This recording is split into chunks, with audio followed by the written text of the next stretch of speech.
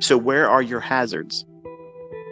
Where are you going to undo yourself? What are you going to be thinking about that's going to be problematic, that you're going to spend too much fucking time obsessively worrying about and not saying, okay, it's okay for me to have concern about this. It's normal for you to be concerned about drawdown that would lead to a blown account. It's normal for you to feel apprehension and less confident if your strike rate is very, very low. That's all normal things for you to be concerned about in the beginning. Absolutely normal. There's nothing abnormal about that at all.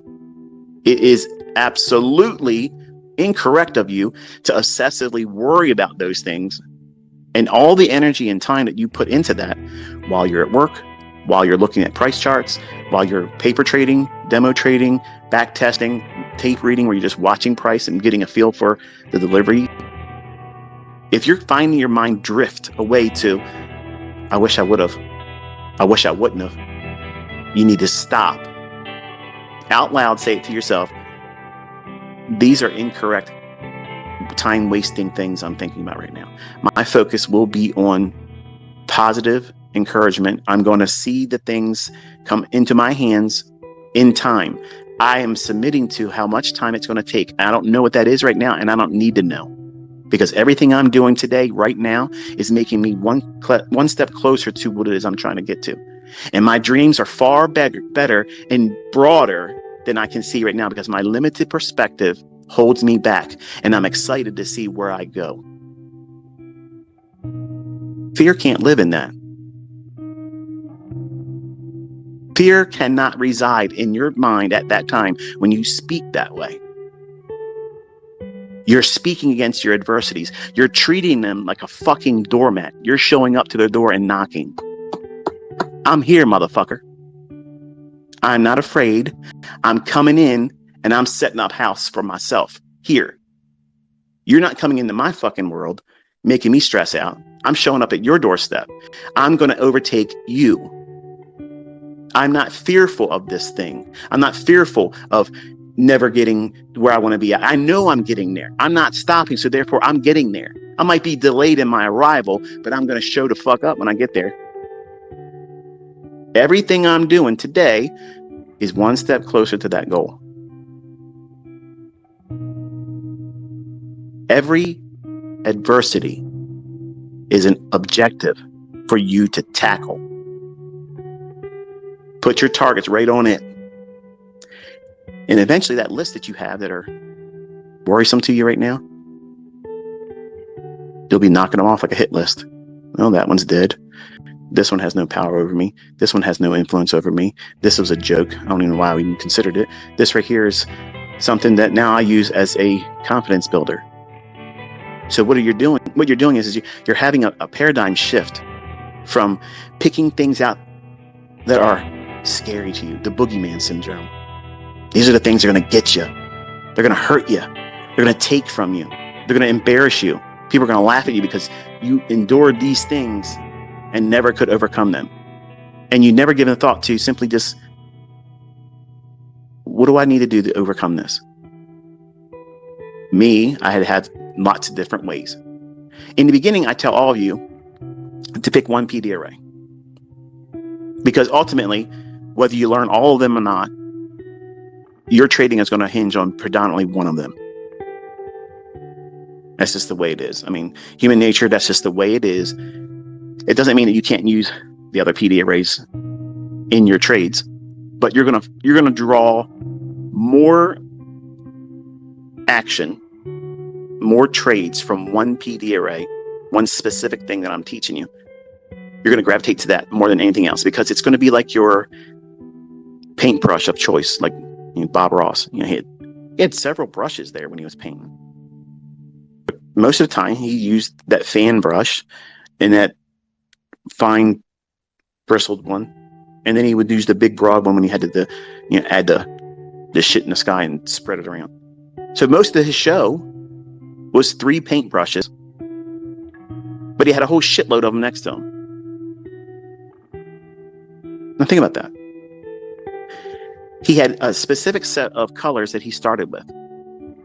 He wasn't thinking, let me describe this one too. No, he had already in his mind, he had his model. He knew what he was looking for. He wanted that blank canvas to show what he had in his mind, or with the picture, which you didn't many times see on the offside. He was actually painting a picture off camera. And the whole time he's talking to you, he's teaching you how to trust the process. And you hear him? He sounds like he's ate fucking, funny brownies. You know what I mean? Like he's literally calm, cool, chill with his fucking afro, sitting up there, hippied out. Look at all this. This is really, just paint a little happy tree right here. Oh, there's no mistakes. This is, everything's great. Everything's looks nice. But everything in the beginning starts with a certain number of colors. Nothing else but them. And at the end, you're like, what the fuck? Where did this come from? The first few minutes of him painting on that canvas, your mind's buzzing, trying to figure out, what is he doing? Like, what the hell is that? That's where you're at in your trading right now. That's where you're at. And I'm trying to be the Bob Ross to you and quietly and calmly remind you that everything you're doing, if you submit to the process, you will get the results that you're looking for. And everybody else, when they look at you in the beginning, they're going to be thinking the same thing. What the hell is he doing? What is she doing? Listen to this guy. He's talking too much shit. Doesn't this guy trade with a demo? He's trying to teach people how to make money. Why are you listening to this guy? It won't make sense to other people. It won't feel comfortable for you because you want encouragement. A weak mind needs outward encouragement. You don't have a weak mind. You have a mind that is not experienced yet. So it's normal for you to doubt yourself. It's normal for you to feel like you don't have it all together. And what if you can't do it? That's normal. That's normal thoughts. But just change the terms there. What if you do far fucking better than you ever thought you could? What happens if you get it sooner than you thought it was going to be? What happens when you can start doing things that you never could fucking afford or imagine you could have afforded? When you walk into a store, you're not looking at price tags. You don't give a shit what that receipt said, how much it just took out of your bank account, because you know more's coming in. What if you don't have those problems that you have right now, and they're replaced with things to do that are enriching to your life and other people that you know? That's how you should be doing this. You treat all of your adversities. Oh, but ICT, you don't know. I'm in a nation right now that's poor. I have made people in Africa fucking rich. Okay? Rich. There's no fucking excuse for you. You're not going to tell me a valid excuse that will absolutely solidify your failure. It ain't going to happen. There's no more excuses. So there's no reason for you to be pussyfooting around saying, but this is what I'm afraid of. So, I'm just going to let it lord over me and I'm never going to be successful. And I have a perfect excuse why I never got there, because this bad thing that just keeps coming up in my mind, or this thing that I keep repeating over and over again and never really made an effort to overcome it with proper replacement. That's not coping skills. Coping skills are beneficial for things like anxiety. I've taught that, and they're valid. But in trading, you don't want to be coping with anything. You want to replace negative, unsuccessful characteristics. You want to prune them, remove them like a fucking cancer, cut them out of you. And yes, it hurts. Yes, after it happens and you remove it from yourself, you don't feel like, oh, did I do the right thing? You're hurting. Just like any other wound would be if you went to have surgery, have something surgically removed from your ass. That's normal. But some of you are thinking, yeah, that small little period of growing after the painful departure from doing these things and thinking this way, that's enough for me to not want to do it. I'm comfortable with this adversity. We're good friends. It's normal. I know my routine every day. I think about these things negatively all the time. It's normal for me to feel these constant doubts. I can't imagine a world where I'm not doing that. You don't realize it, but that's exactly what your subconscious is telling you. Don't make any changes, because change is scary.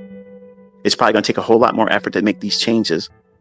And you've convinced yourself through self-talk, either internally or outwardly that you either deserve what you're going through, putting yourself through, or why bother, because it's probably going to be a failure to make an attempt to change it. So you hold and hug and embrace and have a relationship, a destructive, abusive relationship with these adversities, instead of saying, you're cancerous, motherfucker. You got to go. You can't live with me anymore. You got to go. Today's fucking moving day. Pack your shit. Get the fuck out of here. I'm not coping with you no more. You don't exist. You're not formidable enough to fucking stop me. You're not holding me fucking back. Get the fuck out of my fucking way. That's the mindset. Not just in trading, in everything. In everything. Adversities are always going to be there in anything you do.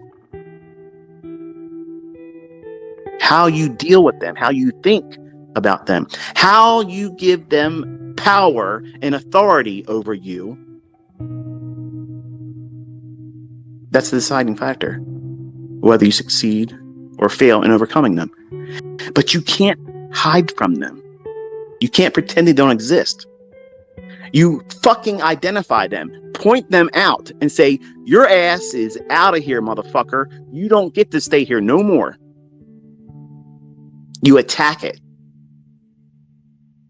Your mind's a battlefield. It's constantly at war. As soon as you turn on those charts, you have now stepped on the battlefield. Decisions. Should I or shouldn't I? How much? How much should I risk today? How many trades am I going to take today? How many points am I going to allow for a stop loss? Am I going to use a stop loss today? Every time I use a stop loss, I get stopped out and it feels uncomfortable. Well, how about this? Be fucking thankful that you didn't lose your entire account. Be thankful that that loss was limited to where your stop loss is. That's the right fucking mindset. But you're not thinking about it that way. You're not thinking about these assholes. They got me again. Oh, I did something stupid. I didn't wait for the fucking fair value gap. I tried to anticipate it and I tried to get in early. Dumb. I lost because I put a stop loss in. It went to an area where it was supposed to go. But you're going to lie to yourself and say, oh, this shit doesn't work. No, you aren't working. You're not doing the fucking work. You aren't doing that stuff. And this is hard work pruning bad shit off of you. It's hard to do that because you've become accustomed to having these negative excuses to lean on when you don't succeed, because you want immediate gratification. You want immediate success, overnight success, Lambo lifestyle, overnight, guaranteed, or your money back. That's what the media has given you, these expectations that you need that to be successful or deemed successful. You don't. I wish I could encapsulate. I wish I would have took the picture of my son's face. You know, I was talking to him in front of Caleb last night. I said, how does it feel? How does it feel to see what you work all week to earn at a coffee shop, putting up with fucking ignorant, fucking self-entitlement pieces of shit, talking down to you, thinking that you're subhuman, you're a fucking servant, that they can wipe their fucking shoes on you like a doormat. How does it fucking feel to know that you did your whole week and more, a little bit more actually, in one day using one contract? How does that feel? He goes, I'm wasting my time, Dad. I'm wasting my time doing this. And that's exactly the fucking target I was aiming for. That was the fucking target I have been aiming for all year long with this boy. And I have been peacocking like a motherfucker around this fucking house, flaunting my ass in front of my wife saying, yep, I fucking told you. I told you it would happen. I told you. I fucking told you. And this ain't it. He's going up. He's going to fucking arrive at every fucking goal he's ever had, because the look on his face last night said it all. Fuck working.